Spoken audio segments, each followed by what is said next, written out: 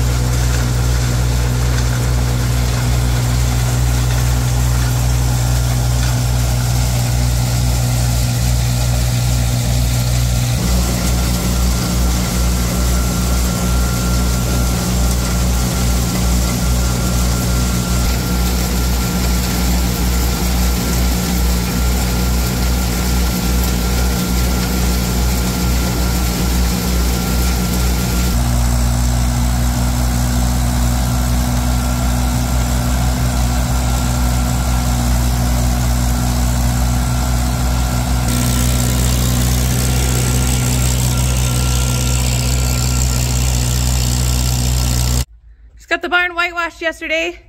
Still a little bit dark where the whitewash is damp, but it was raining yesterday and kind of this morning, so it takes a little bit for it to dry out, but already though, it looks way whiter.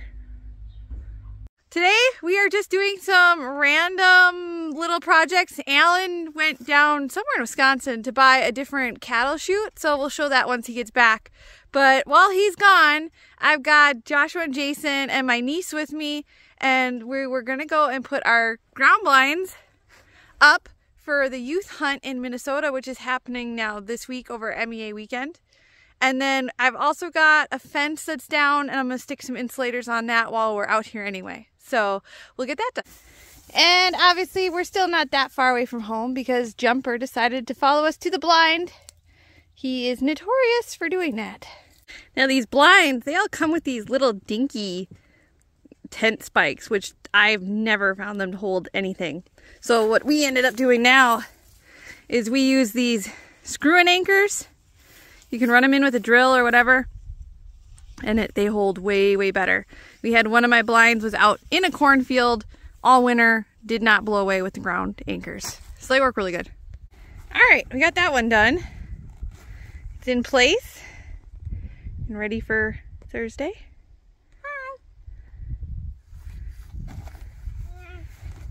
Jumper. Are you ready to go hunting?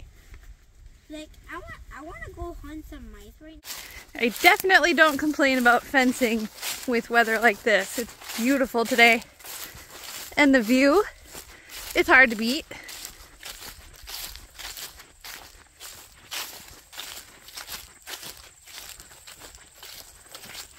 All right, got home with our new purchase. Bought a new head chute, I guess you'd call it, or squeeze chute. It's quite a bit different than the one we had. I don't know if you've seen the one that we had before. That one, the front headlock part is a Foremost brand, if some of you are familiar with that. But then the back part is homemade, and we've kind of, you know, done some modifications to it, but still not real happy with it. So we picked this one up today. It's got the head hold down table, which is nice. I didn't have that on the other one, although it was an option, but we didn't have it. And it's got this style where you pull this handle down to lock their head in. And there's probably some debate on that, what's better. The other one's an automatic catch, but very seldom does it automatically catch them. You got to stand there and help pull it along anyway. And we've had them get through them without them locking and get stuck in them. And I think I like this one better. I guess we'll see how it works. But I think this one looks like it'll be a lot nicer. And then to let them out, you flip this out of the way if you're using this. And I can't run it and hold the camera. So you can flip that down, open it all the way up, and then let them out. And it also narrows up a lot smaller than our other one for like getting smaller calves. It's on transport, so you can lower it down so it sits down on the ground, and the wheels actually will pop off. And then it has the flip down sides, so you can flip all these down to give shots or whatever. These panels also come out, these lower panels. There's pins, you can pop them out if you need to get at their hooves or something for some reason. And then I'll flip this down so you can see in there. It has the squeeze feature in it if you want to push them over to one side so they can't go around. So you can pull that from here, push them over to this side so they can't be jumping all over. And then you pull that, and that pops back. So I think that'll be really nice.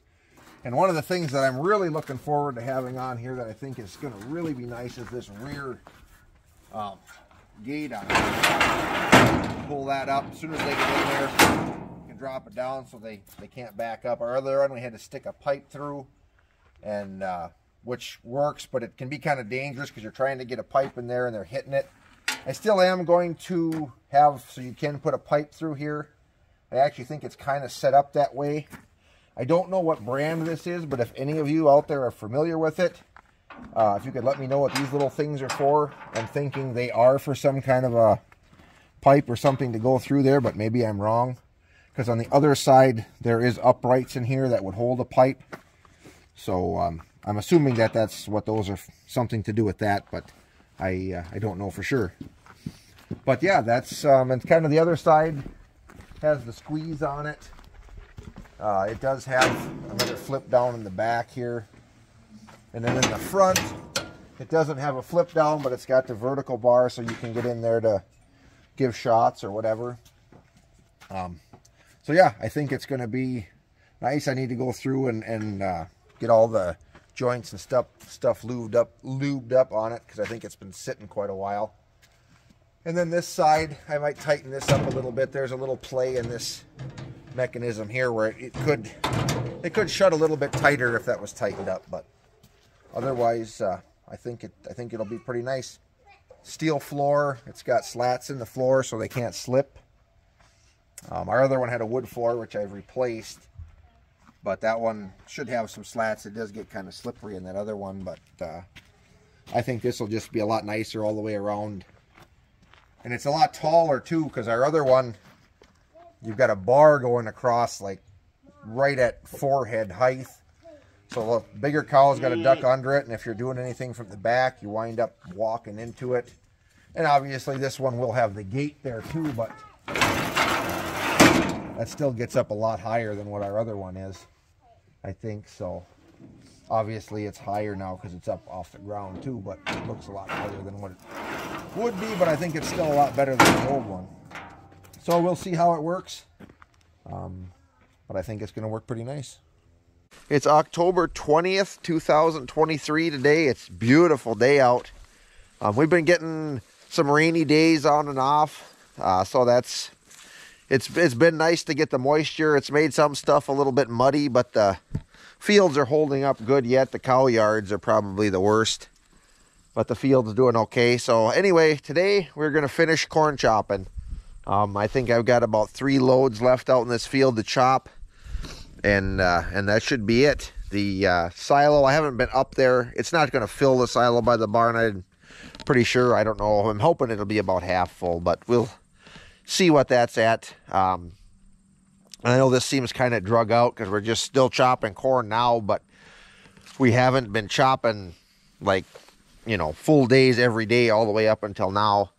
Once we got that last bag done, we stopped, got the silo in the pasture opened up, so that's what I'm feeding out of now. And then got the silo by the barn ready. And this corn out here was the last field we planted. So this corn was actually, most of it was really, really green yet. It was actually too wet going into the bag. We had a hard time bagging it. So I wasn't in too big of a hurry to get it in the silo anyway, just because I didn't want it too extremely wet in there. And now we got a hard frost, I think 2 nights ago, a really hard frost. So the corn that's out here now finally froze the top half of the field. So it'll look, on camera, it's gonna look like it's pretty dry, but there's a lot of moisture in this yet. We chopped 3 loads off of here yesterday, and it was plenty of moisture in there. Them wagons, I wasn't filling them completely full because there's kind of some funky hills out here, but they were heavy enough. They were actually, the one hill on the backside, the last round, I didn't know if I was going to make it up the hill. I was spinning pretty good, but that's the strip that's left there. And like I said, I think about 3 loads, and you can still, there's still some green in it, but when it freezes, it starts to turn color pretty fast. So anyway, we are going to get the 1256 fired up and start chopping.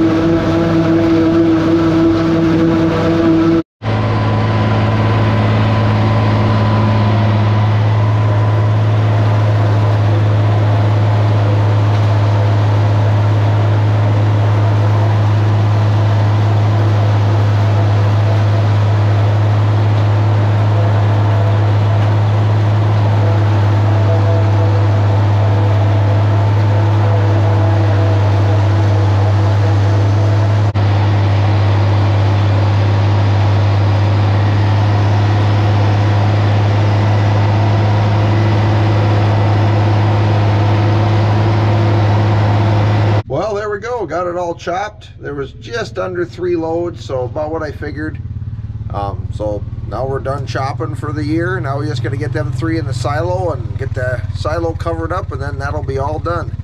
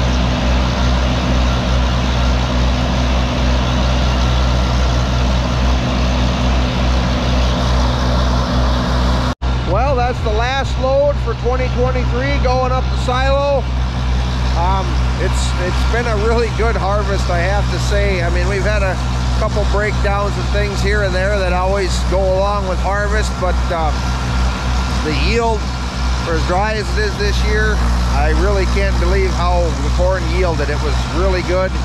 A lot more actual corn in it than I figured there was going to be, and just really blessed with what we got. We filled 3 8x150 bags. The last bag probably didn't have quite as much as it should have because it was kind of wet, so it wasn't packed real hard. The silo in the pasture, that's a 14x25.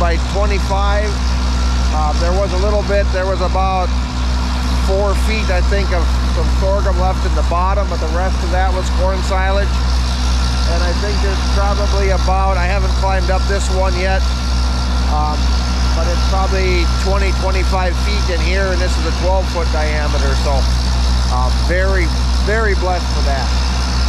We're going to dump this load in, and I normally put a plastic cap on the silage when I'm done, but I think we're feeding out of the pasture silo right now, and once that's empty, I think I'm going to probably go to this silo, just because this stuff I think is drier than what's in the bag, so it'll feed out a little bit better in the cold. So I don't think I'm going to cap this silo. And another reason is because the unloader is raised all the way up to the top, and I really don't like messing around underneath those unloaders when they're hanging there. It doesn't happen very often, but I have heard of the cables breaking and they can fall, and I really don't want to be in there when that happens.